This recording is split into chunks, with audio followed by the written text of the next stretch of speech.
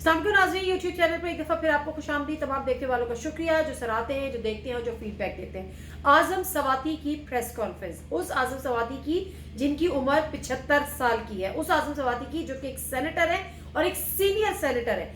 आप इस मुल्क का हाल देखें कि एक 75 साल शख्स, सीनियर सेनेटर, पार्लिमान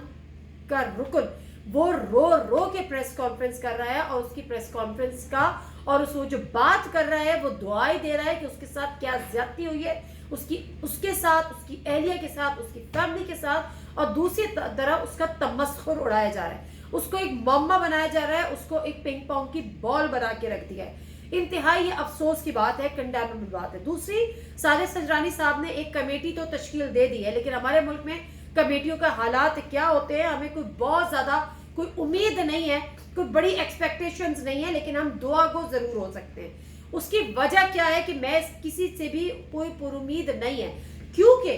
जो ये वीडियो मेकर्स हैं, जो ये वीडियोस बनाने वाले हैं,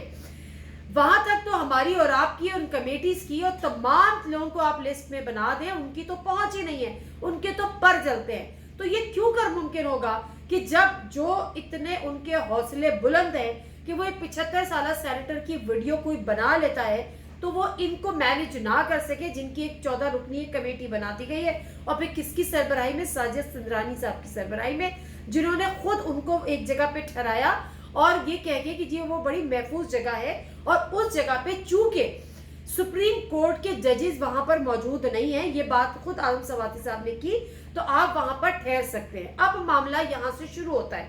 जब मामले की इन्वेस्टिगेशन होगी तो डेफिनेटली ये बात होगी कि ये वीडियो किसने बनाई, और ये बात क्यों नहीं होगी कि ये वीडियो कहां बनी। आज मैं प्रोग्राम में ऑन अब्बास बप्पी साहब बड़ा गुस्सा कर रहे थे जब हमने इस टॉपिक पे बात की कि जी वीडियो असल में बनी कहां, और आज़म सवाती साहब ने बेसिकली उनका स्टे था कहां। तो वो कहते कि आप वीडियो पे बात करें, स्टे पे बात नहीं करें। भाई स्टे था तो वीडियो थी ना। अब मैं आपको बताती हूँ कि जो मसला जो बाकायदा शुरू वो हुआ कहां से। जब आज़म सवाती साहब की वीडियो सरफेस हुई और उन्होंने ये बात की कि जी ये मामला है और इस तरह से मेरी वीडियो बनाई गई, और उन्होंने इस चीज पे भी कहा कि जो जुडिशियल लॉजेस हैं, उन्होंने वर्ड यूज किया जुडिशियल लॉजेस में साजिद संजरानी ने उनका स्टे अरेंज कराया था और वो वहां पर है। अब सुप्रीम कोर्ट ऑफ पाकिस्तान की एक प्रेस रिलीज आती है, ये वो प्रेस रिलीज है, उसमें सुप्रीम कोर्ट ऑफ पाकिस्तान कहती है कि जी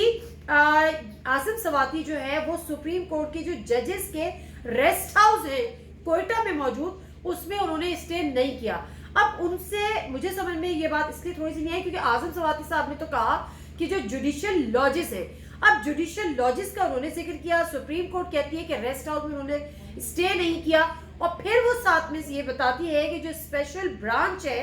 उसने ये बताया है, बलूचिस्तान की स्पेशल ब्रांच, कि आज़म सवाती साहब का जो स्टे था कोयटा का, उन्होंने बलूचिस्तान जुडिशियल एकेडमी यानी जो कि जुडिशियल कॉम्प्लेक्स कोयटा है वहां पर उन्होंने उसका स्टे किया। चले जी इसको समझने की कोशिश यहाँ पर करते हैं, क्योंकि आज़म सवाती साहब अपनी प्रेस कॉन्फ्रेंस में कह रहे थे कि साजिद संजरानी साहब ने उनसे कहा कि सुप्रीम कोर्ट के कोई जजेस अभी यहाँ पर नहीं है तो आप यहाँ पर स्टे कर सकते हैं, तो वो फिर रेस्ट हाउस की एक तरह से बनते हैं। लेकिन बहरहाल सुप्रीम कोर्ट ने कहा है तो हमें मनोन यकीन करना है कि जी वो ये बात बिल्कुल दुरुस्त कह रहे हैं। अब दूसरी तरफ आ जाते हैं कि स्पेशल ब्रांच के मुताबिक जो स्टे था वो जुडिशियल कॉम्प्लेक्स कोयटा में था। अब जो बलूचिस्तान जुडिशियल एकेडमी है, थोड़ी देर नहीं गुजरती, वक्त नहीं गुजरता, एक प्रेस रिलीज सेम डे में यानी 6 नवंबर 2022 उनकी एक प्रेस रिलीज उनकी तरफ से भी जारी हो जाती है, और वो ये कहते हैं कि जो स्पेशल ब्रांच के मुताबिक जो कि जुडिशियल कॉम्प्लेक्स में उनका स्टे था, तो ये भी वो गलत, यानी स्पेशल ब्रांच को उन्होंने झुठला दिया कि वो ये गलत कह रहे हैं। जुडिशियल कॉम्प्लेक्स में तो ऐसे कोई कमरे है ही नहीं जहां पे रिहाइश रखी जा सके। जो वहां पे रूम्स हैं, 2 रूम्स हैं, एक हॉल है हमारी इत्तलात के मुताबिक, लेकिन वो एकेडमिक पर्पस के लिए यूज होते हैं, तो वहां पर किसी का स्टे या वहां पर किसी की रिहाइश मुमकिन ही नहीं है। अब ये एक बड़ी अजीब सी बात है। हमने अपने तौर पे जो इन्वेस्टिगेट करने की कोशिश की तो वहां पर उन्होंने भी यही कहा कि जी वहां पर उनकी रिहाइश नहीं थी। अब ये अजीब सा अभी आप सोच रहे कि तहकीकात का आगाज हुआ नहीं है, अभी जुडिशियल कमीशन तो कोई बना नहीं है, अभी एक तहकीकाती कमेटी तश्कील दी है और अभी से मामले को इस तरीके से उलझाया जा रहा है। तो हम दुआ को जरूर हैं کہ یہ جو تحقیقاتی کمیٹی بنے اس میں کچھ چیزیں شاید سامنے آ جائیں، اتنی وہ بااختیار ہوں کہ وہ اصل بات یہ بھی ٹھیک ہے کہ یہ ارریلیونٹ ہے کہ ویڈیو کہاں بنی، یہ بھی دیکھا جائے تو ارریلیونٹ ہے قدرے کہ ویڈیو فیک ہے یا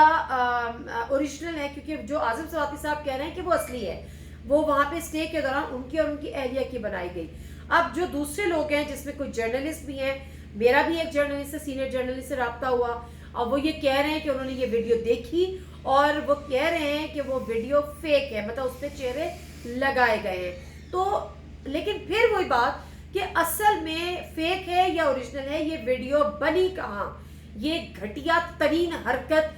کس نے کی، یہ سرزد کہاں ہوئی، اصل میں ان کرداروں کے نام سامنے آنے چاہیے، کیونکہ یہ جو ویڈیوز کا جو ایک ہماری پوری جو ایک ہسٹری ہے نا، اور مریم نواز صاحبہ کہتی ہیں کہ جی میرے پاس بھی ویڈیو ہیں، 2 نہیں 3 ہیں، 3 نہیں 4 ہیں، اچھا رکے 1 نہیں 2 ہیں، تو یہ کوئی پوچھے کہ آپ یہ ویڈیوز کا کرتی کیا ہیں۔ اس کے بعد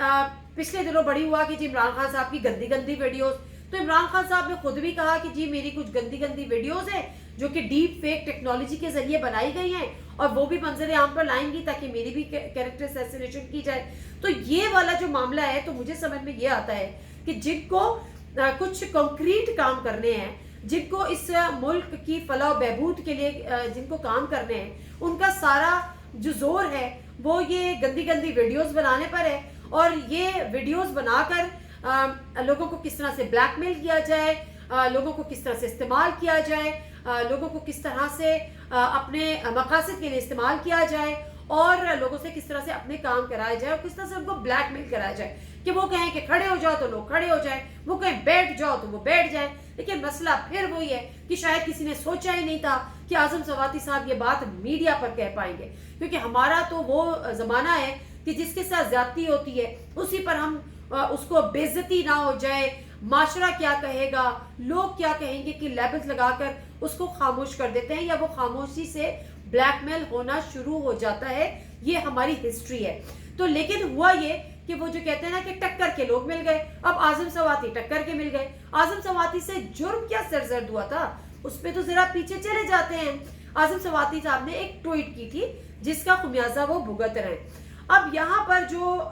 معاملہ ہے وہ یہ تو ایک کیس تھا جو اعظم سواتی صاحب میڈیا پر لے آئے، انہوں نے روتے بلکتے پریس کانفرنس کر ڈالی جن کو، لیکن میں تو یہ سوچ رہی ہوں کہ اعظم سواتی صاحب نے تو اقرار کر لیا۔ کتنے ایسے لوگ ہیں جو تو اپنی عزت اور بے عزتی کے چکر میں آ کر، اپنے فیملی پریشرز میں آ کے، سوسائٹی کے پریشرز میں آ کے، سوشل پریشرز میں آ کے منہ سے اف تک نہیں کر پاتے، ذکر بھی نہیں کر پاتے، وہ کس طرح سے کس کس کے ذریعے استعمال ہوتے ہوں گے، ان کے ساتھ کیا کیا ہوتا ہوگا، یہ ایک لمبی فہرست ہے۔ تو ہماری دعا ہے، مجھے کوئی خاص امید نہیں ہے، لیکن میری دعا ہے کہ یہ گھناؤنا اور گھٹیا سلسلہ کہیں نہ کہیں رک جائے تو بہتر ہے۔ دوسری طرف عمران خان صاحب، ان پر قاتلانہ حملہ ہوتا ہے، اس کا تمسخر اڑایا جا رہا ہے۔ ارے بھائی، کیا یہ میٹر کرتا ہے کہ ان کو 4 گولیاں لگیں کہ 2 لگیں؟ کیا یہ میٹر کرتا ہے کہ ان کو سیدھی ٹانگ میں لگی یا الٹی ٹانگ میں لگی؟ کیا یہ میٹر کرتا ہے کہ وہ کس ہاسپٹل میں گئے؟ ایک بندہ جس پر حملہ ہوتا ہے وہ یہ کہہ رہا ہے کہ اس پہ قاتلانہ حملہ ہوا ہے، وہ یہ کہہ رہا ہے کہ مجھے 3 لوگوں پہ شک ہے، تو اگر جن پہ شک ہے اور وہ صاف ستھرے ہیں تمام لوگ، تو پھر کیا فرق پڑتا ہے کہ اگر ان کے خلاف تحقیقات ہو جائیں؟ تو میرا خیال ہے کہ اس تمام تر نظام میں جو کہ سڑا بھسا باسی نظام ہو چکا ہے، جس میں سے اب بدبو اٹھ رہی ہے، تعفن زدہ نظام ہے، اس کی اوور ہالنگ ہونی چاہیے۔ ونس فار آل ہمیں اس نظام کو سیدھا اور اسٹریٹ کرنے کی ضرورت ہے، اور ایسا نظام بنانے کی ضرورت ہے جس نظام پر سب اعتبار کریں۔ ایسا نظام ہمیں نہیں چاہیے، اور ہم کیا کریں گے جب ایک کمیٹی بنتی ہے سینئر ترین سینیٹرز پہ مشتمل، تمام جماعتوں سے ان کا تعلق، لیکن جن کی جماعت ہے، جن کے وہ سینیٹر ہیں، وہ کہتے ہیں ہمیں اس پر بھی اعتبار نہیں ہے۔ تو ڈے 1 سے اگر آپ عدم اعتماد کا اظہار کر دیں گے تو پھر آخر میں تو پھر آپ کو پھر کسی چیز پر اعتبار نہیں ہوگا۔ جوڈیشل کمیشن بنتے ہیں نہیں بنتے، ہم نے تو اپنی ہسٹری میں کسی جوڈیشل کمیشن کو بننے کے بعد اصل رپورٹ سامنے آتے نہیں دیکھا، نہ ہی اصل کرداروں کے نام سامنے آتے دیکھا۔ لیکن بہرحال یہ معاملہ کس حد تک آگے جائے گا، خان صاحب ایک دفعہ پھر کنٹینر پہ آنے کو تیار ہیں، 10 سے 12 دنوں کی بات ہے، لیکن 10 سے 12 دنوں میں ایسا کیا ہوگا جو ہو جائے تو بہتر ہے، تو معاملات اگر یہیں پہ سنبھل جائے تو بہتر ہے۔ ویسے بھی 29 نومبر کون سی دور ہے، 29 نومبر جس نے جانا ہے، اور اگر اس نے جانا ہے تو اس نے تو جانا ہی ہے، تو میں خیال ہے اس سے پہلے حالات بہتر ہو جا رہا ہے، میری ملک کی بہتری۔ اجازت دیجیے، اللہ حافظ۔